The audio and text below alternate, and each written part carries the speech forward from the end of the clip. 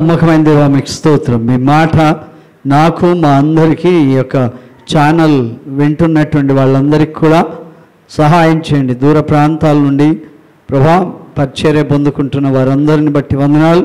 అనారోగ్యంగా ఉన్నవారిని ప్రభా సమస్యల్లో వేదనలో ఉన్నవారి కొరకు ఈ దినం రాలేనటువంటి వారందరినీ కూడా జ్ఞాపకం చేసుకునండి. వచ్చినటువంటి వారికి ప్రభా చక్కగా సూటిగా మీ మాటతో అందరినీ దీవించమని యేసు నాతో మాట్లాడండి. నాకు మీ మాట అవసరం. నేను సరి చేసుకుంటూ మీ సన్నిధిలో ప్రభా వర్ధిల్లడానికి ఇచ్చినటువంటి తండ్రి సమయాన్ని బట్టి మీకే స్తుతులు చెల్లిస్తూ యేసు నామములో అడుగుచున్నాను తండ్రి, ఆమేన్. దేవుని నామానికి వందనాలు. ఉన్నటువంటి కొద్ది వారైనా సరే దేవుని నామాన్ని స్తుతించాలని కోరుతున్నాం. వెనకాల ఖాళీగా ఉన్నాయి, నా ముఖం మీకు కనబడాలి, మీకు మా కనబడాలి కనుక ముందుకు రండి. ఎంతమంది అనుకుంటారు దేవుడు నాతో మాట్లాడాలని? అందరూ అనుకుంటారు. Very good. దేవుడు కూడా అనుకుంటాడు నేను వీళ్ళతో మాట్లాడితే మంచిది అని. యేసు ప్రభు కాలంలో ఎంతమంది శిష్యులు యేసు ప్రభుని వెంబడించారు? 12 మంది కదా. ఇంత ప్రపంచంలో 12 మందినే దేవుడు సెలెక్ట్ చేసుకున్నాడు. ఆ 12 మందిలో కూడా ఒక అతను మిస్ అయిపోయాడు. వాళ్ళలో ప్రభువు ఆయన మాటలన్నీ కూడా వాళ్ళలో పెట్టాడు. తర్వాత ఆయన ఏం పనులు చేశాడో వాళ్ళకి చక్కగా చూడమని చెప్పాడు. ప్రార్థన చేసేటప్పుడు ప్రార్థన చేయమని చెప్పాడు. తర్వాత ఆయన లేచిన తర్వాత ఆరోహణుడు అయిపోయిన తర్వాత ఈ పనులన్నీ కూడా మీరు చేయాలి అని ఆజ్ఞాపించాడు. దాన్ని ఏమంటారంటే అంతిమ ఆజ్ఞ. అంతిమ ఆజ్ఞ కనుక అంతిమ ఆజ్ఞ దేవుడు చెప్పినటువంటి ఆజ్ఞ వాళ్ళు పాటించారు కనుక ఈరోజు వరకు క్రైస్తత్వం ఉన్నది. హల్లెలూయా. కనుక మన భారతదేశానికి కూడా తోమ వచ్చాడు. అయితే ఈ దినం వింటున్నటువంటి మీరందరూ కూడా ధన్యులు. దేవుడు మిమ్మల్ని నన్ను కూడా ప్రేమించి ఈ సమయానికి ఇక్కడికి తోడుకు వచ్చాడు. దేవుని యొక్క మాట కనుక ఖచ్చితంగా వింటే, ఒకడిని పిలిచి లాగి ఒకటి వేస్తే, చెంప మీదకి వెళ్ళి వేస్తే వాడు గిర్రన తిరిగి అడ్డం పడినట్లు ఉంటుంది. ఓకే. ఒక వచనం బైబిల్ గ్రంథంలో మత్తయి సువార్త 5వ అధ్యాయం 37వ వచనం. మత్తయి సువార్త 5వ అధ్యాయం 37. మీ మాట అవును అంటే అవును, కాదు అంటే కాదు అని ఉండవలెను. అక్కడ పురుషుల స్టాఫ్ ఉందా, కామ ఉందా? ఉండవలెను దగ్గర కామనా పులి స్టాఫా? ఉండవలెను, ఇందును మించి దుష్టు నుండి పుడుతుంది అన్నాడు. దేవుని యొక్క మాట, దేవుని ప్రజలైనటువంటి వారు ఎవరైతే దేవుని ప్రజలుగా ఉంటారో వాళ్ళకి యేసు ప్రభువే చెప్పిన మాట ఏంటంటే శిరోధార్యం. హల్లెలూయా. కనుక ఇక్కడ ఉన్నటువంటి మనందరికి కూడా పిల్లలు ఉన్నారు. ఇప్పుడు నా కొడుకుకు నేను తండ్రి, కానీ నాకు కూడా కాపరి, సుధీర్కి కూడా కాపరి మోసెస్ కుమార్ గారు.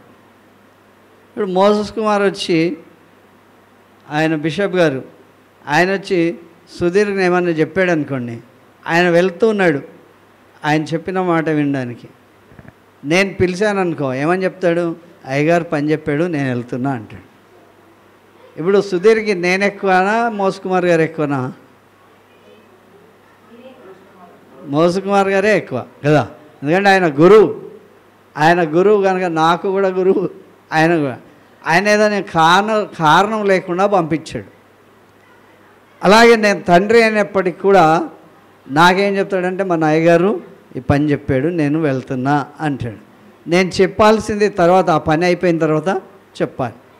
ప్రభువే చెప్తున్నాడు ఏంటంటే, మీ మాట, అందరూ చెప్పాలి, అందరూ పలకాలి, మీ మాట అవునంటే అవును, కాదంటే కాదు కనుక అని ఉండవలేను. ఇంతకు మించి ఏదైనా మాట్లాడితే దానికి ఆపోజిట్ మాట్లాడినా, దాన్ని తక్కువ చేసి మాట్లాడినా, దాన్ని ఎక్కువ చేసి మాట్లాడినా దానికి ఏం మాట్లాడినా ఆ మాటలు ఏంటంట దుష్టుని నుండే పుడతాయి. ఓకే, ఎస్, నన్ను వెంబడించు అంటే యోహాను సువార్తలు అంతా కూడా మనం చూస్తాం. నన్ను వెంబడించు అంటే వాళ్ళు వెంబడించారు. అక్కడ నతాన్యేల్ తర్వాత మేము ఎక్కడికి వెళ్ళాలి అని అంటే ఆయన అంటాడు, ఇప్పటిదాకా యోహాన్ని వెంబడించారు కదా, ఇప్పుడు యేసు ప్రభువుని వెంబడించండి అన్నారు. కనుక వాళ్ళు ఇంకో సెకండ్ క్వశ్చన్ లేకుండా, ఇంకొక ప్రశ్న లేకుండా వెంబడించారు. హల్లెలూయా. నా వెనకాల రండి అంటే 7 వరకు రావాలి సార్, ఎంత దూరం రావాలి, ఎక్కడికి రావాలి, ఎప్పుడు రావాలి, మళ్ళీ ఎప్పుడు రిటర్న్ వస్తాం అనే ప్రశ్నలు వస్తూ ఉంటాయి. నన్ను వెంబడించండి, నాతో రండి అంటే. కనుక వాళ్ళకి ఏ ప్రశ్న లేకుండా వాళ్ళు వెంబడించారు. హల్లెలూయా. మనకి ఇంకొక ఆశ ఉంటుంది, నేనేం పలికితే అది కలగాలి. మనమంతా ప్రార్థన పరులం కదా, క్రిస్టియన్స్ కదా, మనకి ఒక ఆశ ఉంటుంది, నేనేం పలుకుతానో ఆ పలుకు నెరవేర్చబడాలి. నేను పొద్దున్న ప్రార్థన చేశా, మధ్యాహ్నం చేశా, సాయంత్రం చేశా, రాత్రికి చేశా, కనుక దేవుడితో గడిపాను. కనుక దేవుడు నా ప్రార్థన ఖచ్చితంగా వినాలి అని ఉంటుంది. ఉంటుందా లేదా? మరి ఇప్పుడే అమ్మాయి చెప్పింది, నేను అనుకున్నా నా కొడుకు దొరకాలి అని. కనుక ఆ నీడ్ ఆఫ్ ది అవర్ని బట్టి దేవుడు చేస్తాడు. కానీ మన ప్రవర్తన అనేటువంటిది మార్పు కావాలి. ఆయన మాట ఏం చెప్పాడంటే, మీ మాట ఎంతమంది అవునంటే అవును, కాదంటే కాదు చేస్తారు. మనుషులం కదండి, దేవుడికే చెప్తాం, మేము మనుషులం కదండి, మీరు దేవుడు కదండి, మీలాగా మేము మాట్లాడగలమా అండి. కానీ దేవుని యొక్క శక్తి కావాలి, దేవుడు ఏం చేస్తాడు అది కావాలి, దేవుని దీవెనలు కావాలి, మనలో సామర్థ్యం పెరగాలి. హల్లెలూయా. కానీ ఏలియా ఏమన్నాడంటే, నేను ఎవని సన్నిధిని నిలబడి ఉన్నానో ఆ జీవము గల దేవుని తోడు ఏం కురవాలి, ఆకాశం నుంచి అగ్ని. ఏం కురవాలి? అగ్ని కురవాలి. ఆయనను అమర్యాదగా పిలిచినందుకే ఆయనకు అంత కోపం వచ్చేసింది. మరి ఏలియా లాంటి స్వభావం ఉండాలి. ఏలియా ఎప్పుడు దేవుడిని దూషించలే. తర్వాత వర్షం పడలే. ఇప్పుడు ఆమె కాంటాక్ట్స్కి వస్తే వర్షం పడలే, 3.5 సంవత్సరాలు వర్షం కురలేదు. కురకపోతే ఆయన మళ్ళీ ప్రార్థన చేశాడు, విస్తారమైన ధ్వని పుడుతున్నది, వర్షం వస్తుంది అన్నాడు. అహాబు రాజు, ఆ రాజుతో చెప్పాడు ఏంటంటే, మీరు త్వరగా వెళ్ళండి, ఇంట్లో ప్యాలెస్లో పోయి మీరు భోజనం చేయండి అన్నాడు. ఏం చేయమన్నాడు? ఎవరికి చెప్పాడు? ఎవరికి చెప్పారు? ఏలియా. ఎవరికి చెప్పాడు? అహాబు ఎవరైనా? రాజు. రాజుకి దేశంలో కరువు వచ్చేసింది, ప్రజలకి అన్నం లేదు, పంటలు లేవు, పొలంలో లేదు, ఏమీ లేదు. కనుక దేవుణ్ణి ప్రార్థిస్తే ఏలియా ఎలాగ ప్రార్థన చేశాడు? మోకాళ్ళలో, ఈయన మోకాళ్ళలో తలబెట్టుకున్నాడు, రాజునేమో పోయి భోజనం చేయమని చెప్పాడు. ఈయన సేవకుడిని నువ్వు మెరకెక్కి చూడనైనా అన్నాడు.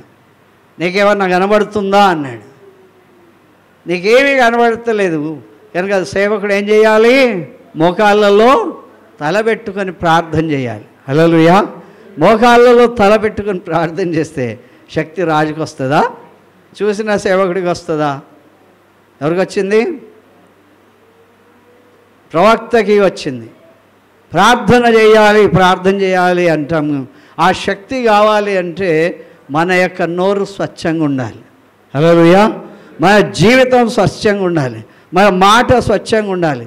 మనం తేటగా దేవుడితో మాట్లాడగలిగితే దేవుడు మనతో మాట్లాడతాడు. హల్లెలూయా. మీ మాట అవునంటే అవును. నిన్నటి నుండి దేవుడు నాకు ఈ అంశం గుర్తు చేస్తా ఉన్నాడు. నీ మాట అవునంటే అవును, కాదంటే కాదు. నీ మాట అవును అని అంటే దేవుడు అద్భుతమైనటువంటి విజయాలు నీకు చూపిస్తాడు, నీ ద్వారా చేస్తాడు, నీ కొరకు చేస్తాడు. హల్లెలూయా. దేవుని యొక్క కార్యాలు మనం చూడాలి అంటే మన యొక్క వ్యక్తిగత జీవితం చాలా పవిత్రంగా ఉండాలి. హల్లెలూయా. వ్యక్తిగత జీవితం చాలా పవిత్రంగా ఉండాలి. నా ముందు ఇంకోటిని తిడుతుంటే నాకేమనిపిస్తుంది తెలుసా? నేను లేనప్పుడు నన్ను కూడా ఈయన ఇట్లానే తిడతాడేమో అనిపిస్తుంది. ఓకే, నేను ఇంకొకరిని ఏమన్నా అంటే నా నోరు ఈ యొక్క సైతాన్ని వాడుకుంటుందేమో అని నాకు అనిపిస్తుంది. నేను కొంతమంది వ్యక్తులను చూసినప్పుడు వాళ్ళలో ఉన్న పొటెన్షియాలిటీ చూస్తా ఉన్నా. చాలామంది కొంతమంది చాలా భక్తిపరులు అయినప్పటికీ, పెద్ద పెద్ద ప్రీచర్లు అయినప్పటికీ ప్రజలను వాడు వీడు అది ఇది అరే ఒరే అని పిలుస్తారు. వాళ్ళు మోసేటువంటి బైబిల్ కూడా ఇంకోడు మొయ్యాలి, అట్లా చేస్తూ ఉంటారు. వాళ్ళ గిరిగీతలో వాళ్ళు పెట్టుకుంటారు. అది సరి అయినటువంటి విధానం కాదు. మా గురువుగారు మోస్కుమార్ గారు, నేను ఆయన పట్టుకున్న బైబిల్ కానీ ఆయన మొయ్యగలిగిన సంచి కానీ పట్టుకుంటామంటే వద్దొద్దొద్దు పర్వాలేదు అంటాడు. ఈవెన్ నీళ్ళ బాటిల్ పట్టుకుంటామన్నా కానీ వద్దంటాడు. తర్వాత మేము ప్రయాణం చేస్తుంటే పాస్టర్లు ఉంటారు కారులో, రకరకాల మాటలు మాట్లాడుతూ ఉంటారు. ఒక పాస్టర్ గుర్తించాడు, మనం ఇన్ని మాటలు మాట్లాడినా సుధీర్ నవ్వుకుంటూ నడిపిస్తున్నాడు కారు అన్నాడు. కనుక ఏం రెస్పాన్స్ వింటున్నారు, నోరేం పనిచేస్తలే. విన్నటువంటివి ఎవరు తీసుకోబోరు, పలికినా కానీ ఏమీ అనరు. ఎంతమంది ఎన్నెన్నో కొట్లాటలు పెడుతూ ఉంటారు, జగడాలు ఆడుతూ ఉంటారు. మా పాస్టర్ అని పిలిస్తే ఒక్క చెడ్డ మాట కూడా ఇంతవరకు అనలే, ఎవరిని మా పిల్లల్ని కూడా అనలే. వ్యక్తిగతంగా మనం చాలా పవిత్రంగా ఉండాలి. హల్లెలూయా. మనం ఒకరితో ఒకరు సంభాషిస్తున్నప్పటికీ కూడా అది దేవుని మందిరమే కావక్కర్లేదు, మామూలుగా ఇండివిజువల్గా ఉండొచ్చు, కానీ నువ్వెవరో తెలుసుకోవాలి. హల్లెలూయా. కనుక మన మాటలన్నీ కూడా అట్లా నీటిలో తేలిపోయినట్లు, చాలాసార్లు అబద్ధం ఆడుతున్నట్లు, లేకపోతే చాలాసార్లు మనం చేయాల్సింది చేయకపోవడం వల్ల డిగ్రేడ్ అవునట్లు అనిపిస్తుంటుంది. దేవుడు చెప్తాడు, నీ మాట అవునంటే అవును, కాదంటే కాదు. ఇంతకు మించి ఎవరు మాట్లాడతారంట? ఎవరన్నా ఉంది అక్కడ? పుట్నోట్లు ఏమన్నా ఉంది? పుట్నోట్లు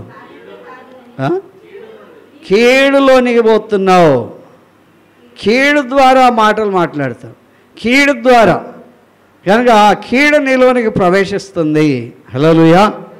కనుక ఎంత తమను తాము పవిత్రపరచుకొని మాట్లాడము, చాలా జాగ్రత్తగా మన జీవితాన్ని మనం మోల్డ్ చేసుకోవాలి. హల్లెలూయా. ఈ తలుపు వేయాలి, తలుపు పట్టాలి, చెక్కలు 2 ఉంటాయి. వడ్రంగి చేస్తాడు, కొంచెమైనా అది పక్కకు వస్తే సందు అయిపోతుంది, కొంచెమైనా ఎక్కువ వస్తే దాన్ని దువ్వడబట్టాలి. కరెక్ట్గా మెజర్మెంట్ కలిగి ఉంటే ఏ రకమైనటువంటి ఇబ్బంది ఉండగా చక్కగా అయిపోయింది. అది ఆయనకు కూడా సంతోషం, ఇంత బాగా చేయగలిగామని కదా. లేత్ మిషన్లో పనిచేస్తూ ఉంటారు. ఆ లేత్ మిషన్లో పనిచేసేవాడు చిన్న అణువు కూడా కరెక్ట్గా పనిచేయాలి. కనుక అప్పుడు ఆ జాగ్రత్తగా మనం ఆ పనిలో ఉంటాం కనుక మన పని సక్సెస్ అవుతుంది. హల్లెలూయా. హల్లెలూయా. ఎక్కువ చేస్తేనేమో సరిపోలేదు, తక్కువ చేస్తేనేమో అది సందైపోయింది. కనుక ఆ పరికరం మళ్ళీ దాని విలువ వాల్యూ ఎక్కువ ఉందనుకోండి, బంగారం ఆయన దగ్గర పోయి బంగారం ఇస్తాం. ఆయన దాన్ని సరిగ్గా చేస్తే చక్కగా చేసినట్లు, అది ఆయన సరిగా చేయకపోతే ఇంత విలువైనది పాడు చేసినట్లు అవుతాం. దేవుడు కూడా పాటల్లో ఒక పాట పాడాం, ఇది దేహం ఎవరి ఆలయము? దేవుని ఆలయం. దేవుని ఆలయంలో దేవుడు మనతో మాట్లాడాలి. హల్లెలూయా.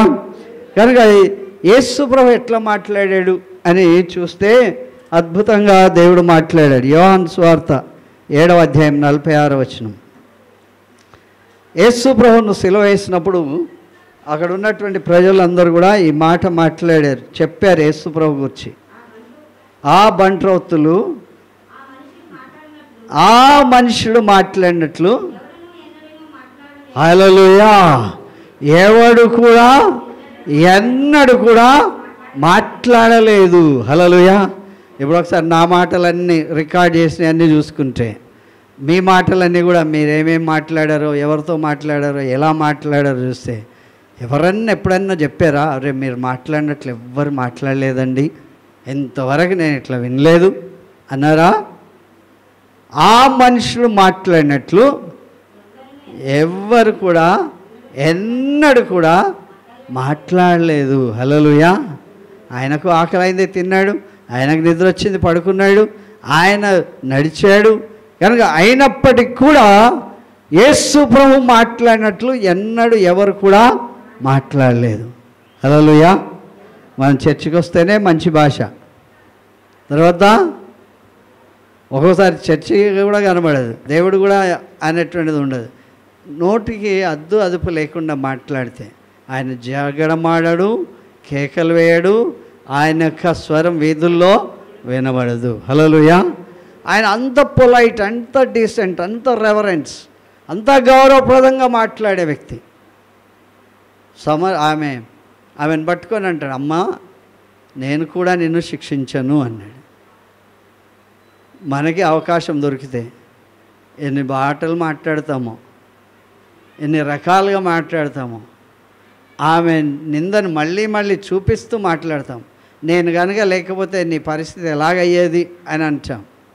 కానీ దేవుడైతే అమ్మా అని పిలిచాడు. కనుక ఎవరు ఊహించినటువంటి పిలుపు యేసు ప్రభు పలికాడు. హల్లెలూయా. కనుక ఒక దొంగ నిజంగా దొంగతనం చేస్తే ఒక రకంగా, దొంగతనం చేయకపోయినా అందరు కలిసి దొంగ అంటుంటే ఆయన తప్పించుకోవడానికి రకరకాలుగా మాట్లాడినా మనం తక్కిన వాళ్ళందరం కూడా రకరకాల ముద్రలు వేస్తాం. కానీ దేవుని వాక్యం చెప్తుంది, ఆ బంట్రొత్తులు ఆయన కొట్టారు, లిటరల్గా ఆయన పొడిచారు, ఆయన మీద ఉమ్మేశారు, ఆ తలను లాగారు. వాళ్ళే సాక్ష్యం చెప్పారు. ఏమని? ఆ బంట్రొత్తులు ఆ మనుషుడు మాట్లాడినట్లు ఎవరు కూడా ఎన్నడూ కూడా మాట్లాడలేదు. హల్లెలూయా. మనం ఏం చేయాలి? యేసు ప్రభువుని వెంబడించాలం కదా. ఏం చేయాలి?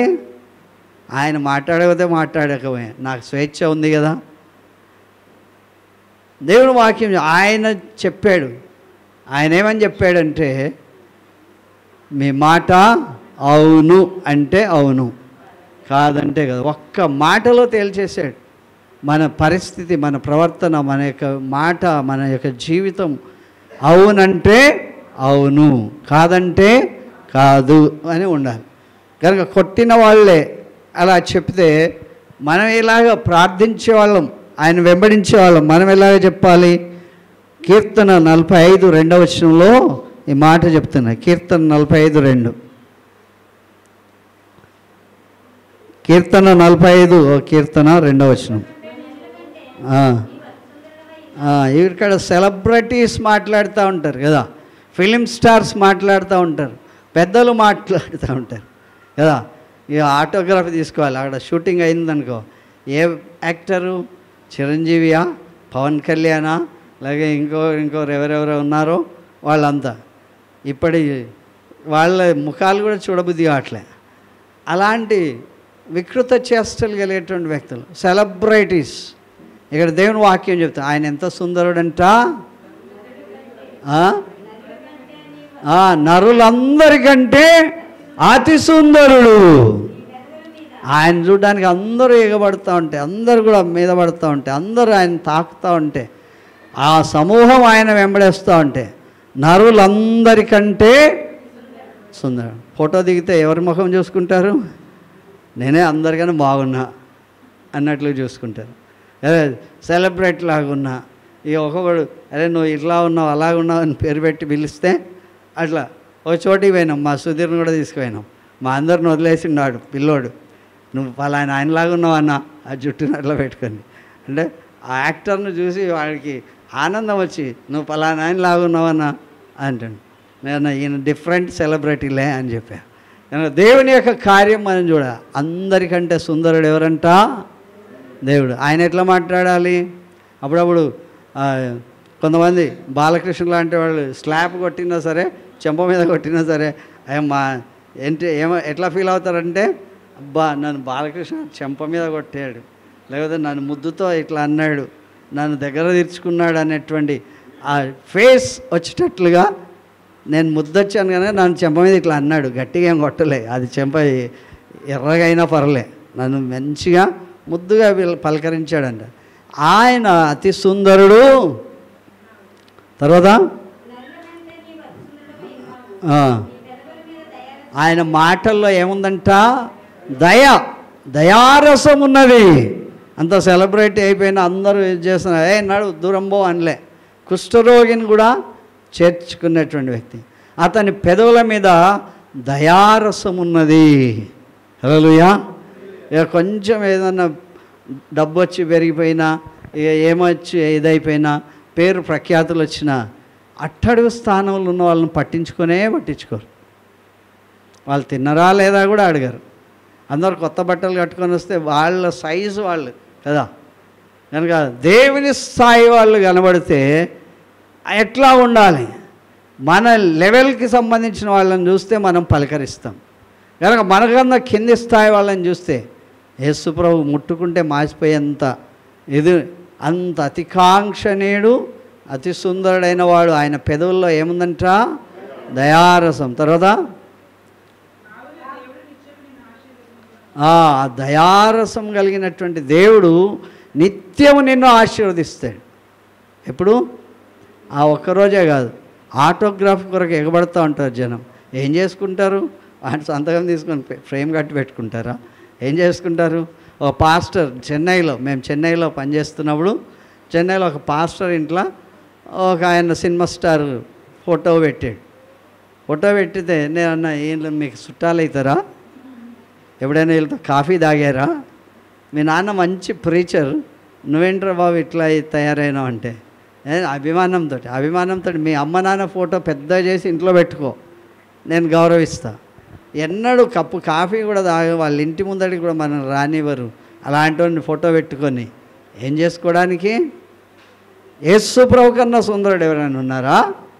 కనుక ఆయన మాట్లాడితే అట్టడుగు స్థాయి వాడు కూడా, వ్యభిచారం చేసినటువంటి పట్టుబడిన ఆమె కూడా, కుష్ఠరోగి కూడా, గుడ్డివాడు కూడా, కనుక దావీదు కుమారుడా నన్ను కరుణించు అంటే కరుణీకరించాడు. హల్లెలూయా. కొంచెం ఎండ తగలనియరు, ఏసీ వేసుకోవాలి కదా. నేను ఎక్కడ ప్రీచర్ని పిలిస్తే మాకు ఏసీ హాల్ ఉండాలండి, మేము ఇట్లుండాలి, మాకు కార్ పంపించాలి, మాకు ఇంత రెన్యుమరేషన్ ఇవ్వాలి, అట్లా ఇస్తేనే మేము వస్తాం. కానీ నేను మాట్లాడేటప్పుడు ఇంత ముందెవడు మాట్లాడొద్దు, తర్వాత కూడా ఎవరు మాట్లాడొద్దు, నేను మాట్లాడితేనే దేవుడు మాట్లాడినట్లు. ఎంతగా హుందాతనం పెంచుకుంటారంటే అంత హుందాతనం పెంచుకుంటారు. హల్లెలూయా. ఆయన పెదవుల మీద ఏముందంట? దయారాసం. ఆయన నిన్ను చూసి జాలిపడి దయ చూపించి నీ ప్రేమను గుర్తించి నిన్ను చేర్చుకుని నీ కొరకు రక్తం చిందించేంత దయ ఆయన కొరకు ఉన్నది. హల్లెలూయా. ఆయన ఏమంటున్నాడు? ఆయన నిశ్చయంగా నిన్ను ఆశీర్వదిస్తాడు. హల్లెలూయా. హల్లెలూయా. మనం ఏం మార్చుకోవాలి? ఆయన మాటలు ఎట్లున్నాయి, మన మాటలు ఎట్లున్నాయి. ఆయన స్వరూపం ఎట్లుంది, మన స్వరూపం. ఆయన జాలి ఎట్లా ఉంది, మన జాలి ఎట్లా ఉంది. ఆయన ప్రేమ ఎట్లా ఉంది, మన ప్రేమ ఎట్లా ఉంది. హల్లెలూయా. యేసు ప్రభు నిన్ను పక్క పెట్టుకొని చూసుకోవాలి. అలాంటప్పుడే మనం కొంచెమన్నా జ్ఞానోదయం కలుగుతుందని ఆశిస్తున్నాం. యెషయా గ్రంథం 50వ అధ్యాయం 4వ వచనం. యెషయా గ్రంథం 50వ అధ్యాయం 4వ వచనం.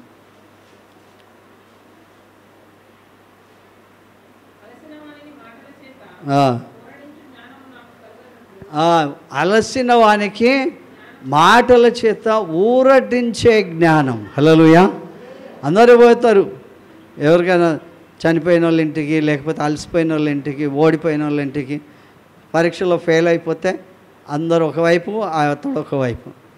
ఆయన ఏం రా ఫెయిల్ అయిపోయావంట కదా అంటే ఆయన మీద ఇంకో రాయేసినట్లే. అందరూ ఫెయిల్ అయిన వాళ్ళే రా బాబు, ఎవడో ఒకడు ఏదో క్లాస్లో ఫెయిల్ అవుతారు, చదువు మళ్ళీ చదువు అనేటువంటి అలసిపోయినటువంటి వాళ్ళను ఊరడించేటువంటి జ్ఞానం నాకు కావాలి. ఫెయిల్ అయిపోయాడా, నువ్వు ఇంత ఖర్చు పెడితే అలా ఫెయిల్ అయిపోయాడా, నేను వస్తున్నాను అని కథ చెప్తా అంటే వాడు ఇంట్లో ఉండకుండా పారిపోతాడు. కనుక దేవుని వాక్యం చెప్తుంది, దేవుడు అంటున్నాడు అలసిన వాణిని, హైదరాబాద్ వెళ్ళిపోయావా, ఇల్లు కట్టుకున్నావా, పెళ్లి చేసుకున్నావా అంటే నాకు ఉద్యోగం దొరకక నేనే తిరుగుతుంటే, ఏరా అబ్బాయి ఏం చేస్తున్నావు అంటే వాడి వీళ్ళతో ఏం పోలేదు, నాకు ఉద్యోగం దొరకక నేను ఏడుస్తుంటే, కనబడినప్పుడల్లా ఏం చేస్తున్నావు పెళ్ళి అయిపోయిందా, పిల్లలు ఎంతమంది అని అడిగితే, అమ్మ ఏం చేస్తుంది, ఎంత పొలం ఇచ్చారు అన్నీ అడుగుతుంటే, అందుకే వాళ్ళు యవనస్తులు మనకు కనబడకుండా తిరుగుతూ ఉంటారు. ఎందుకు కనబడకుండా తిడుతున్నారంటే వీడు ఊరికే ఉండడు, నన్నేదో ప్రశ్న వేస్తాడు కనుక నాకు కోపం వచ్చే ప్రశ్న వేస్తే నేను ఎట్లా తిరిగితే ఆయనకి ఎందుకు, నా బాధ ఆల్రెడీ నేను పడుతున్నా, ఇక ఆయన తెచ్చాడు పెట్టాడు ఇవ్వడు. అలాంటి వ్యక్తికి నా గురించిన చింత అదే ఒంటరిగా ఆడితే అదొక లెక్క, 10 మందిలో పిలిచి మాకు తెలిసిన ఆయనే అబ్బాయి మా వాడే ఇలా అని చెప్పి పరిచయం చేసుకొని ఆయన వాళ్ళ ముందే నిలదీస్తే కృంగిపోతున్నటువంటి వ్యక్తులకు, అలసిపోయినటువంటి వారికి ఊరడించే జ్ఞానం నాకు కలగాలి. హల్లెలూయా. అలసిపోయినారు, విసిగిపోయారు, వేసారిపోయారు. అటు తిండి లేక, ఉద్యోగం లేక, పని లేక, ఏంటి క్వాలిఫికేషన్ లేక రకరకాలుగా ఉంటే నాకు రైల్వేలో నేను అప్పుడప్పుడు వాక్యం చెప్తా. రైల్వే ఆఫీసర్లు, తర్వాత వేరే వేరే క్యాడర్లలో వాక్యం చెప్తాను. అప్పుడు ఒక ఆమె నా కూతురికి స్టాండప్ ఆన్ ద బెంచ్ అన్నారంట, నేను ప్రార్థన చేయండి అని. నాకు అప్పుడు అర్థం కాలేదు స్టాండప్ అంటే బెంచ్ అంటే ఏందో. ఇంకా వివరంగా అడిగితే ఆమె చెప్పింది, ఆఫీస్కి పోతే పని ఏం చెప్పట్లేరంట, ఊరికైనా కూర్చొని వస్తుంది, పని ఏం చెప్పినప్పుడు నువ్వు వెళ్ళిపో అని అర్థం. స్టాండప్ బెంచ్ అంటే అవసరం ఉన్నప్పుడు నిన్ను పిలుస్తాంలే, కనుక సాక్షాత్తుగా ఉద్యమే పోయినట్లు కానీ ఇది మొండికి పోతుంది అని చెప్పాడు. అప్పుడు ప్రార్థన చేసాం, వారం రోజులకు మళ్ళీ పిలిచారని చెప్పారు. హల్లెలూయా, హల్లెలూయా. కనుక కొన్ని మాటలు మనకు అర్థం కాదు వాళ్ళ భాషలో చెప్తే తప్ప. కానీ దేవుని వాక్యం చెప్తుంది, అలసిపోయిన వాళ్ళకి ఏం చేయాలంట, మాటల చేత ఊరడించే జ్ఞానము. నాకు తెలుసు నువ్వు ఇట్లా చేస్తావు అని నాకు తెలుసు, తింటావు పోతావు తిరుగుతూ ఉంటావు అని చెప్తే వాడు నిజంగానే ఇంటికి రాడు, ఆకలి అయినప్పుడు ఎప్పుడో వస్తాడు. కనుక ఇంట్లో చెప్పరు, కనబడరు, ఉండరు. మనం మంచి చెప్పిన వాళ్ళకు చెడులానే అనిపిస్తుంది. కనుక దేవుని వాక్యం చెప్తాను, అలసిపోయిన వాళ్ళకి, ఈ లోకంలో బాధపడుతున్నటువంటి వాళ్ళకి యేసు ప్రభు ఎట్లాగైతే ఓదార్పు మాటలు చెప్పాడో, ఇంకా బ్రతకాలనే ఊరడింపు కలిగించాడో అలాంటి మాటలు మనం పలకాలి. హల్లెలూయా, హల్లెలూయా. యు కెన్ డూ ఇట్ అని చెప్పాలి. You can do it. ఒకడు అంటా ఉండే, అప్పులు ఉంటే అప్పు వచ్చి అప్నా టైం ఆయేగా అని చెప్తుండే ఆమెకు. అప్పు ఎప్పుడు ఇస్తారో బాబు అని అడిగితే అప్నా టైం ఆయేగా అంటుండు. నా సమయం కూడా వస్తుంది అప్పుడు ఇస్తాలే అని. ఎప్పుడు వస్తుంది ఆ సమయం అని ఆమె అంటుంది. వస్తుంది త్వరలో, అప్పుడు నేను ఇస్తా నీకు అంటాను. నేను అట్లా పోతుంటే అయ్యగారు పైసలు తీసుకున్నాడు ఇస్తలేడంటే, మరి ఇచ్చేయరాదురా అంటే, ఇస్తా అయ్యగారు నా దగ్గర ఉన్నప్పుడు ఇస్తా కదా అంటాడు. కనుక వాళ్ళ కొన్ని సందర్భాల్లో సమయానుకూలంగా మనం నేర్చుకోవాలి, అలాంటి వ్యక్తులను ఎట్లా ఊరడించాలి, ఎట్లా ఓదార్చాలి, ఎలాగ వాళ్ళని లైన్లో పెట్టాలి అనేటువంటి ఆ పరిపక్వత అనేటువంటి మెచ్యూరిటీ అనేది తెలియదు. 10 మంది ఒకేసారి వాళ్ళ మీద పడితే వాళ్ళు ముఖం తిప్పుకోలేని పరిస్థితి వస్తుంది. కనుక దేవుని వాక్యం చెప్తుంది, నాకు నేర్పించు అన్నాడు ఆయన. ఏమని? అలసిన వాని మాటల చేత ఊరడించే జ్ఞానము కలుగునట్లు. శిష్యుడు అంటే ఎవరు? నేర్చుకునేవాడు. శిష్యునికి తగిన నోరు దేవుడు నాకు ఇచ్చాడు. హల్లెలూయా. కనుక శిష్యునికి కలిగిన నోరు మనం నేర్చుకోవాలనేటువంటిది కలగాలి. మనం ఒక దిక్కు యేసు ప్రభువుని చూడాలి, మరేద్దు అవునంటే అవునంటే కాదంటే కాదన్నట్లే ఉండాలి. తర్వాత యేసు ప్రభు అంత సౌందర్యవంతులు ఎవరు, యేసు ప్రభు అంత దయగలవారెవరు, యేసు ప్రభు చేర్చుకున్నట్లుగా మనుషులను చేర్చుకునేవారెవరు. కనుక ఆయన దగ్గర నేర్చుకునేటట్లు ఊరడించేటువంటి మాటలు, హల్లెలూయా, ఊరడించేటువంటి మాటలు వాళ్ళను ఆసక్తిలోనికి. అందుకే అమ్మనే మంచిదని ఎందుకంటారంటే, తిట్టినా తిడుతుంది, కొట్టినా కొడుతుంది, పెట్టినా పెడుతుంది. ఆమె ఎన్ని కొట్టినా వాళ్ళకి దెబ్బలు తగిలాయి. మనం కనుక ఒక మాట అన్నాం అనుకోండి, నీ సంగతి చెప్తా కొంచెం పెరగని అంటాడు కదా. కనుక అందుకనే ఆ ఊరటించేటువంటి మాటలు దేవుడు మనకు అనుగ్రహించాలి. పరమగీతం 5వ అధ్యాయం 16వ వచనం. పరమగీతం 5వ అధ్యాయం 16వ వచనం. త్వర తీయాలి, కనబడతలేదా?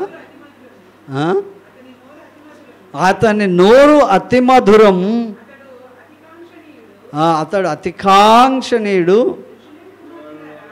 యెరూషలేము కుమార్తెలారా, నా ప్రియుడు ఎంత గొప్పగా ఉన్నాడు చూడండి అని యెరూషలేము కుమార్తెలందరికీ చెప్తున్నాడు. అతడే నా ప్రియుడు, అతన్ని నోరు అతిమధురం కదా. పెళ్ళి కాకముందు అమ్మాయిని చూపించు అంటారు. అబ్బాయి దగ్గర ఫోటో ఉంటే చూపిస్తా, అమ్మాయిని కూడా మీ ఆయన ఫోటో ఏమైనా ఉందా చూపించంటే ఇక చాటుకి ఏదో బాగా తెలిసిన వాళ్ళకి మా ఆయన చాలా మంచివాడు అని చెప్తాను కదా. ఒకరు ఇట్లానే పెళ్ళి కాలేదు కానీ పెళ్లి సంబంధాలు వచ్చాయి, చూశారు, చాలా రోజులు మర్చిపోయారు. ఒక సిస్టర్ ఆ చెన్నైకి మనం పోయినాం కదా, ఆ కాంచన సిస్టర్ అగ్రికల్చర్ ఆఫీసర్, ఆమె కూడా అగ్రికల్చర్ ఆఫీసర్. ఆ పెళ్ళికి వచ్చి చూశారు, ఏదో అనుకున్నారు, మళ్ళీ కలుస్తామన్నారు, మళ్ళీ మాట్లాడలే. 2 నెలలు నెల సంవత్సరం అయిపోయింది. అప్పుడు వచ్చారు కదా, చూశారు, ఏమైంది అంటే ఆ ఫోన్ నెంబర్ ఉందా అంటే ఉన్నది. నేను మాట్లాడితే ఇక ఆమెకి అతడంటే చాలా ఇష్టం అయిపోయింది. ఇంట్లో వాళ్ళందరూ వద్దన్నారు, నన్ను చెన్నైకి పిలిచారు. నేను కౌన్సిల్ చేసినంతసేపు ఓకే అన్నది. మళ్ళీ రాత్రి పండుగ ఆయన చాలా మంచోడండి పాస్టర్ గారు అన్నది. తర్వాత ఆమెకు లక్టీ కపూర్లో పెళ్లి చేశా. ఇప్పుడు 2 పిల్లలు మంచిగా ఉన్నారు. హల్లెలూయా. కనుక ఒక్కసారి ఒక అమ్మాయి ఎవరినైనా ఇష్టపడితే చావనన్నది వస్తుంది కానీ ఆయన వదిలిపెట్టారు. కనుక ప్రభువును మనం ఇష్టపడితే ఆయన ఎట్లాంటి వాడంట, అతని నోరు అతి మధురం, అతడు అతి కాంక్షణీయుడు. యెరూషలేము కుమార్తెలారా, ఇతడే నా ప్రియుడు. ఎంత బాగున్నాడు చూడండి. మనం యేసు ప్రభువుని కూడా ఇతరులకు ఇంట్రడ్యూస్ చేసేటప్పుడు ఆయన నోరు అతి మధురం. ఆయన మాట్లాడితే సముద్రం ఆగుతుంది, ఆయన మాట్లాడితే ప్రతిదీ జరుగుతుంది. చచ్చిపోయిన వాడు కూడా లెగుస్తాడు. ఎంత కాంక్షణీయుడైనటువంటి దేవుడు. ఆయన నోరు అతి మధురం. హల్లెలూయా. కనుక యెరూషలేము కుమార్తెలారా, తర్వాత ఇతడే నా ప్రియుడు, ఇతడే నా స్నేహితుడు. హల్లెలూయా. అప్పటి వరకు ఎంతమంది స్నేహితురాళ్ళు ఉన్నా సరే, ఎవరు స్నేహితుడు? ఆయన ఫోటో మళ్ళీ చూస్తారు కదా. తర్వాత వెంబడిస్తూ ఉంటారు. వాళ్ళలో సుగుణాలు ఏముంటాయో అవన్నీ కూడా అందిపుచ్చుకుంటారు. ఇతడే నా ప్రియుడు, ఇతడే నా స్నేహితుడు. హల్లెలూయా. వ్యాధి అందును ఆరోగ్యం అందును ఎంత కష్టం వచ్చినా నీ కొరకే జీవిస్తా అని చెప్తారు. కనుక ప్రభు కొరకే మనం జీవించే విధానంలో ప్రభుని ఎలాగ చూస్తున్నాం మనం? ప్రభు అతి కాంక్షణీయుడిగా కనబడుతున్నాడా? మనం ఆపేక్షించినట్లు ఆయనలో సొగసైన స్వరూపమైన లేదు. కనుక ఆయన నోరు అతి మధురం అంట. ఆయన నోరు అతి మధురమైనటువంటి నోరు. దేవుని వాక్యం చెప్తుంది. లూకాసు వార్త 4వ అధ్యాయం 22వ వచనం.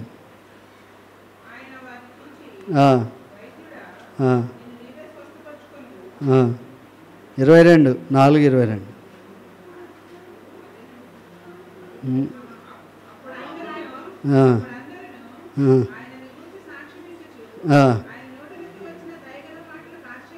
హల్లెలూయా. అప్పుడు అందరూ ఏం చేశారంట? ఆయనను గూర్చి సాక్ష్యం చెప్తున్నారు. ఆయన అంటే ఎవరెక్కడ? యేసు ప్రభువుని గూర్చి సాక్ష్యం చెప్తున్నారు. ఏమని? ఆయన నోటి నుండి వచ్చిన దయగల మాటలకు ఆశ్చర్యపడ్డారు. హల్లెలూయా. ఆయన మాట్లాడితే మన కుటుంబంలో ఆశ్చర్యం జరగాలి, మన ఇంట్లో ఆశ్చర్యం జరగాలి. తర్వాత ఆయన గురించి అందరూ సాక్ష్యం చెప్తూ ఉన్నారు.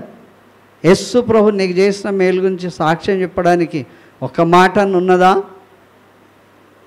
నేనే కష్టపడ్డా, నేనే ఇది చేశా, ఆయన నా కొరకు చేసిన ఆశ్చర్య కార్యాలు. హల్లెలూయా.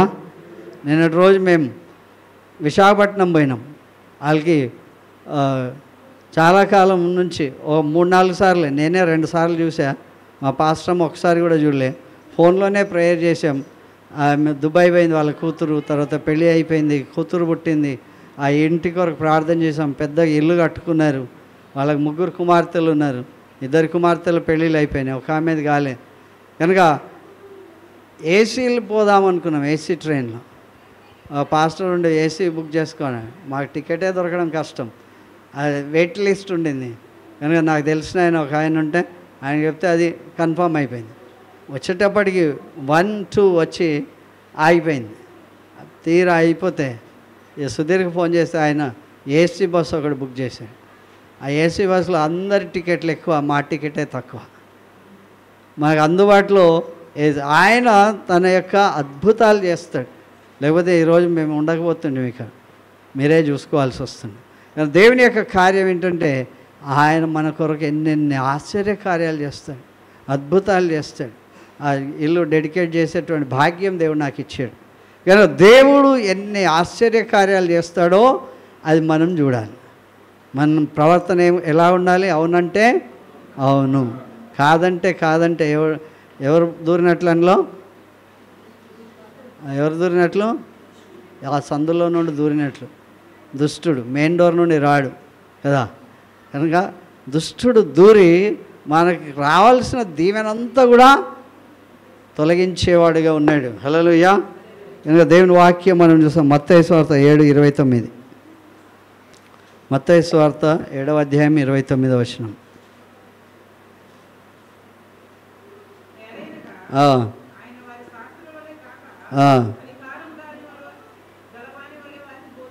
హల్లెలూయా. చాలా దగ్గరగా పిలిచి అధికారం గలవాడిలాగా బోధించాడంట. హల్లెలూయా. తల్లి తొక్కుమి అంటే అమ్మాయి లేచి కూర్చుంది. ఈయన గాలి సముద్రం గద్దిస్తే ఈయన ఎట్టివాడో గాలి సముద్రము ఈయన మాటకు లోబడుతుంది. శతాధిపతి అన్నాడు, అయ్యా నాకు కూడా అధికారం ఉంది కానీ మీ అంత అధికారం నాకు లేదు అన్నాడు. హల్లెలూయా.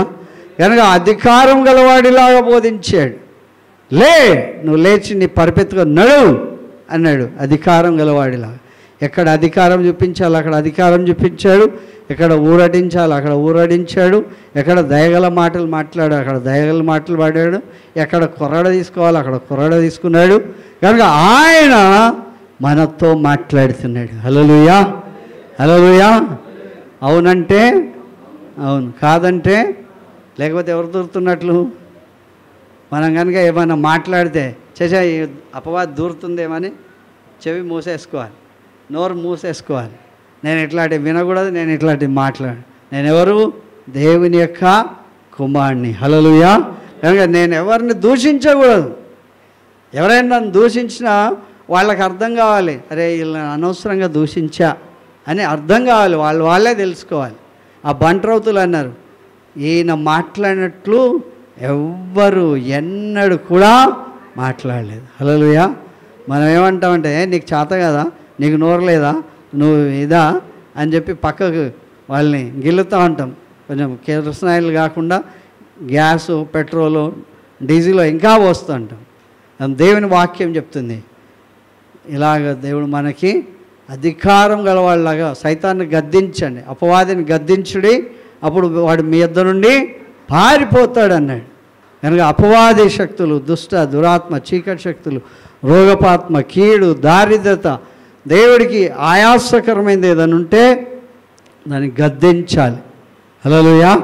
కనుక అలా గద్దించేటువంటి అధికారం గల దేవునితో మనం మాట్లాడుతున్నాం. కొలస్సీయులకు రాసిన పత్రిక 3వ అధ్యాయం 16వ వచనం.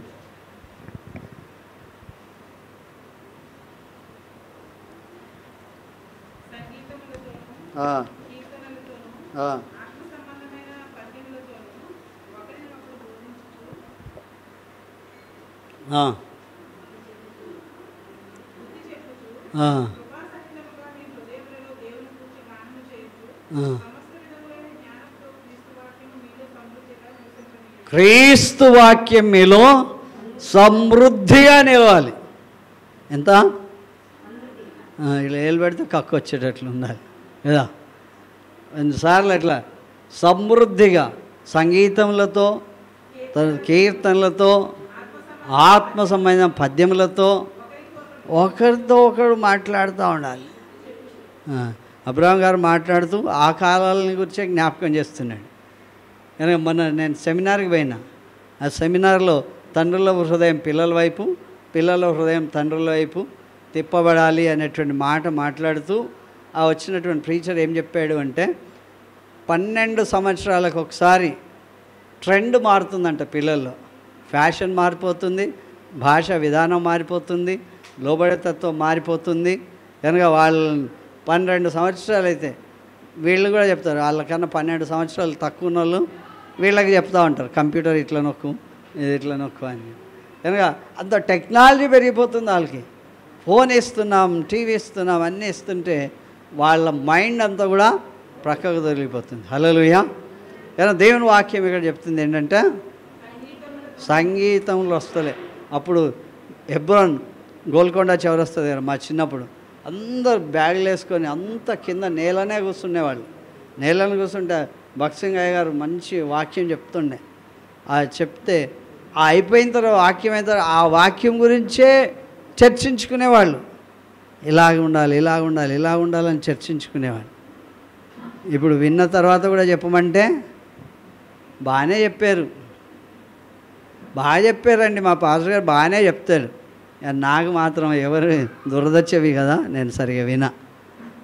కనుక దేవుని వాక్యం చెప్తుంది ఏంటంటే సంగీతాలతో పాటలు పాడాలి, పాటలు నేర్చుకోవాలి, పాటలు ప్రమోట్ చేయాలి, కొత్త పాటలు మాట్లాడాలి, కొత్త వాక్యం నేర్చుకోవాలి. ఆ సంగీతములతోనూ ఆత్మ సంబంధమైన పద్యములతోనూ ఒకరికొకడు బోధించు. ఇప్పుడు ఇద్దరు అంటేనే పడదు, ఇంకా ఒకరికొకడు ఎక్కడ చెప్పుకుంటారు? నీకే నాకన్నా ఎక్కువ తెలుసు అని, నీకన్నా ఎక్కువ తెలుసు అని వాక్యంతోనే యుద్ధం చేస్తారు. కనుక బుద్ధి చెప్పుచు కృప, ప్రేమతో, సత్యంతో, కృపా సత్యంతో, కృపా సహితముగా దేవుని గురించి హమ్ చేస్తూ ఉండాలి. హమ్మింగ్ రాస్తూ ఉండాలి, పాడుతూ ఉండాలి. అది కాకపోతే ఇంకోటి, ఇది కాకపోతే ఇంకోటి, నూతనమైన రాగం. అలా పాట పాడేటువంటి పాట విధానం నేర్చుకోవాలి. తర్వాత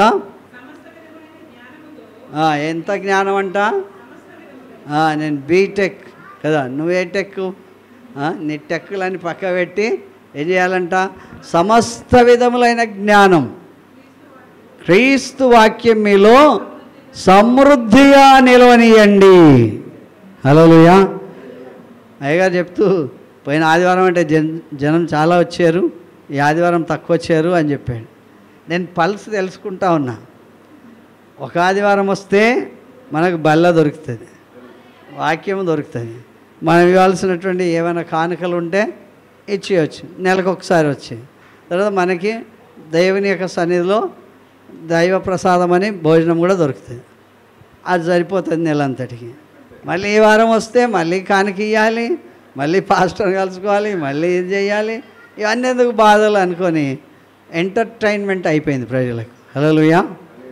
కనుక దేవుని యొక్క సన్నిధిలో నేను ప్రతి వారి యొక్క మనస్తత్వం గమనిస్తున్నా.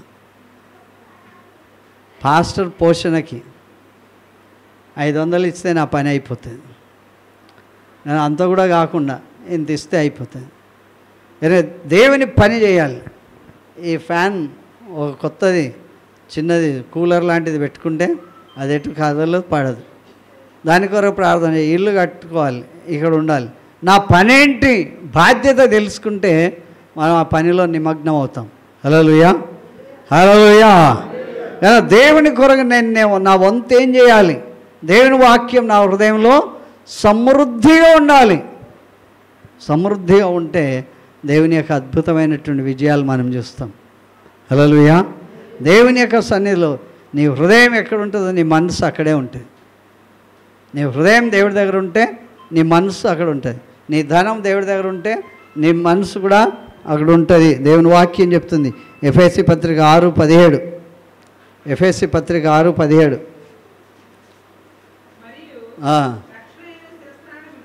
ఎప్పుడు కూడా రక్షింపబడాలి. రక్షణ అనేటువంటి శిరస్నానమును, దేవుని వాక్యమును, ఆత్మ ఖడ్గమును ధరించుకొనుడి. హల్లెలూయా. శిరస్నానం ఎక్కడుంది అంటే ఏమని చెప్తాం? ఏమో ఎక్కడుందో ఏమో పెట్టేసాం. హెల్మెట్ ఎక్కడుందో చూడండి అంట. దేవుని వాక్యం చెప్తాం. ఆత్మ వాక్యం అనేటువంటి ఆత్మ ఖడ్గం, స్వర్డ్. ఉల్లిపాయలు కోయడానికైనా దానికి సంబంధించి చిన్న కత్తి వాడుకోవాలి. మన కళ్ళల్లో నుండి నీళ్ళు వచ్చినా ఏడ్చినా ఏం చేయాలి? తినాలి కదా. తినాలంటే ఉల్లిపాయను తప్పకుండా కొయ్యాలి, ఏడ్చుకుంటైనా సరే కొయ్యాలి. కానీ దేవుని వాక్యం చెప్తుంది, ఈ శిరస్త్రాణం లేకపోతే వాక్యమైన ఖడ్గమును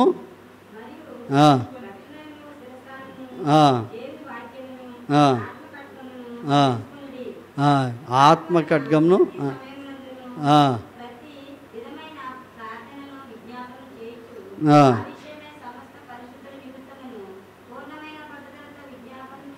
హల్లెలూయా. పూర్ణమైన పట్టుదలతో. చాలామంది ప్రార్థన చేస్తలేరు, చాలామంది చేస్తలే, అంటే పాస్టర్లు కూడా చేస్తలే. మన క్యాంపుకి పోతే అసలు నేను ఎప్పుడు పోను, ఎప్పుడు రాత్రి మళ్ళీ వచ్చేస్తా, అక్కడ ఏం లేదు, ఇక ఒక్కడిని అడవిలోకి వెళ్ళి ఏం రావాలని ఉండిపోవాల్సి వచ్చింది బలవంతంగా. అప్పుడు చూసా ఎవరు ప్రార్థన చేస్తారంటే నో వన్, ఈవెన్ నన్ వన్, ఒక్కడు కూడా. నాకు 5 గంటలకే ప్రార్థన మోగుతుంది కదా, ఆ పక్కకున్న లేచి సార్ అది కొంచెం సైలెంట్లో పెట్టాను, ప్రార్థన నువ్వు కూడా చేయాలి నేను కూడా చేయాలి మా అందరం చేయాలి అని చెప్తే 5 గంటలకు చేస్తారా సార్ మీరు అన్న? 5 నుండి 7 వరకు, 7 నుండి 9 దాకా చేస్తాం, ఇంకా చాలామంది అవసరతలకు ప్రార్థన, అందువల్లనే నేను ఇట్లా ఉన్నా అని చెప్పాను. కానీ దేవుని యొక్క వాక్యం, ఆ విజ్ఞాపన పట్టుదల కలిగిన ప్రార్థన మనలో ఉండాలి. హల్లెలూయా. ప్రార్థన వలన మనం వెలిగింపబడాలి.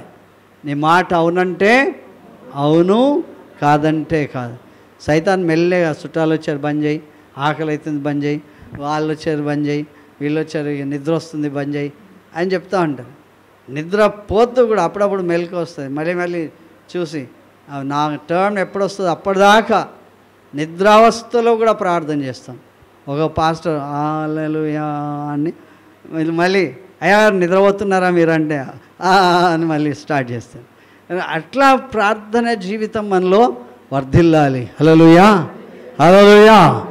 మన జీవితం పరిపక్వత కావాలి అంటే, మనం అనుకున్నదంతా ఏలియా లాంటి అగ్ని మనం కురిపించాలి అంటే, వర్షం పెళ్ళాలంటే, మనుషుల మీద ఎవరు దేవుడో తెలుసుకుందాం అనుకుంటే అలాంటి శక్తివంతమైన ప్రార్థన ఉండాలి. మనం ఏం చేస్తామంటే, నువ్వు వంగు, మోకరించు, మోకాలలో తలబెట్టు, నేను పోయి చూస్తాను మెరకెత్తి, అట్లా కాదు. ఆయనకి ఇవ్వబడినటువంటి పనిలో ఆయననే చేసి దేవుని నామాన్ని మహిమపరిచాడు. హల్లెలూయా, హల్లెలూయా. హెబ్రీయులకు రాసిన పత్రిక, ఇది ఎట్లా ఉంటుందంట, ఈ ఖడ్గము దేవుని వాక్యం సజీవమైనదై, చదువు 4వ అధ్యాయం 12వ వచనం. హెబ్రీయులకు రాసిన పత్రిక. ఇప్పుడు మీరు వింటున్నది ఎవరి వాక్యము?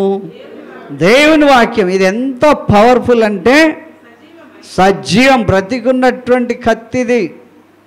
దేవుని వాక్యం సజీవమై బలము గలదై 2 అంచులు కలిగినటువంటి ఎలాంటి ఖడ్గం కంటేను వాడిగా ఉండి ప్రాణమును ఆత్మను కీళ్లను మూలుగులను విభజించునంత మట్టుకు దూరుతూ హృదయం వరకు వచ్చేసి యాంజియోగ్రమీ చేస్తే హృదయం దాకా పంపిస్తారు కదా. అప్పుడు హృదయం యొక్క తలంపులను ఆలోచనలను శోధించుతూ ఉన్నది.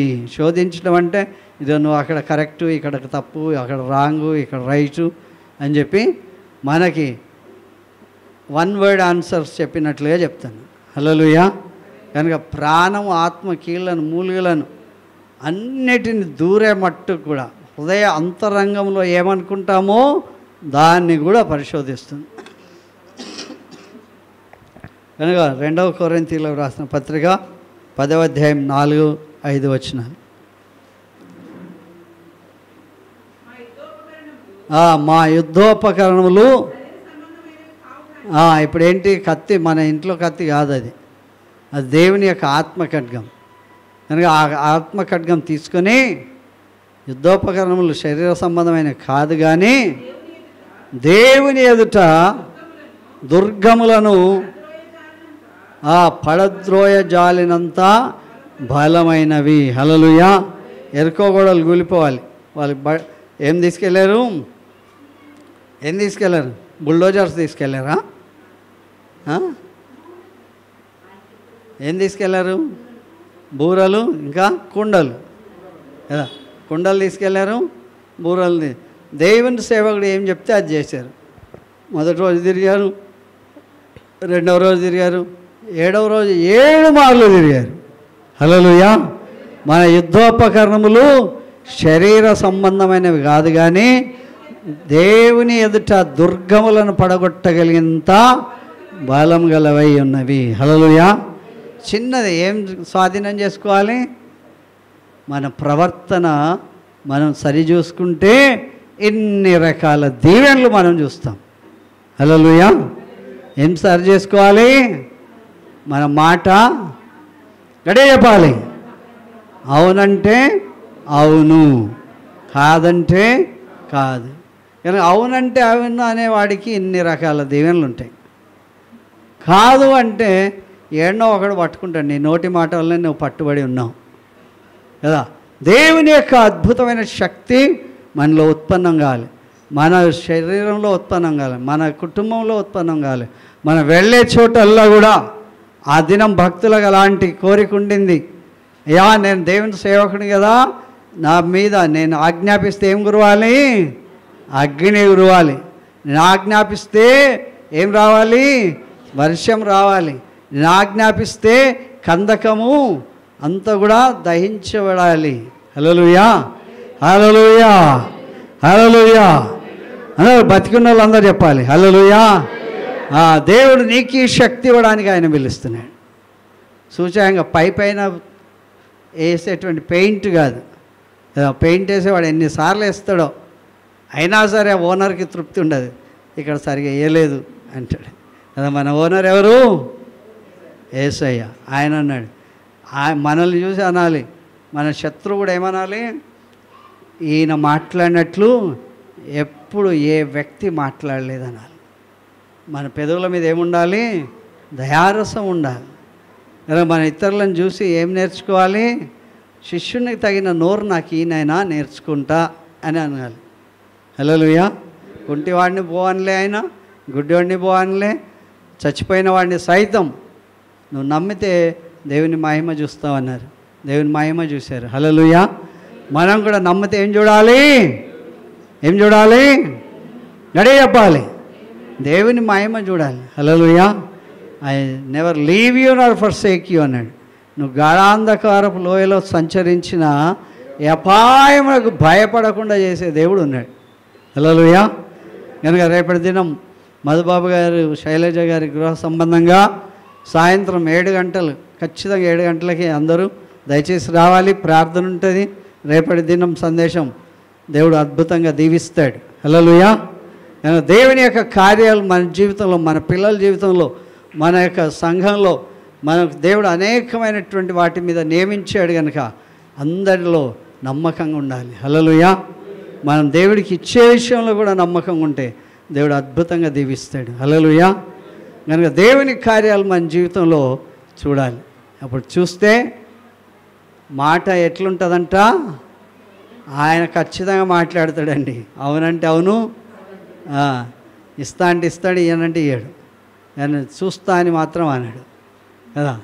ఆయన ఇస్తే ఆకాశవాక్యాలను విప్పి పట్టజాలనటువంటి దీవెనలు వారి మీద కుమ్మరింపబడతాయి. హల్లెలూయా.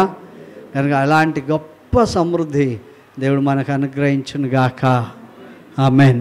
పరిశుద్ధుడా, నమ్మకమైన దేవా, మీకు స్తోత్రం. మీ గొప్ప కార్యములన్నిటిని బట్టి వందనాలు. మీరు మాట్లాడితేనైనా అయ్యా అద్భుతాలు ఎన్నెన్నో, మేము కొన్ని వాటిని జ్ఞాపకం చేశాం. మీరైతే మాతో చెప్పారు నాయనా. మీ మాట అవునంటే అవును, కాదంటే కాదు అని ఉండాలి. మాలో దుష్టుడు ప్రవేశించకుండా, అపవాదికి చోటు ఇవ్వకుండా, సాతాను మమ్మల్ని ఏలకుండా ప్రభా, మేము దుష్టులతో నైనా మా యొక్క స్వరం గెలపకుండా మీరేం చెప్పారో ఆ మాట ప్రకారం చేస్తే మీ అద్భుతమైన విజయ పరంపర మేము చూడడానికి దీవించమని యేసు ఘనమైన నామములో అడుగుచున్నాం తండ్రి. ఆమేన్, ఆమేన్.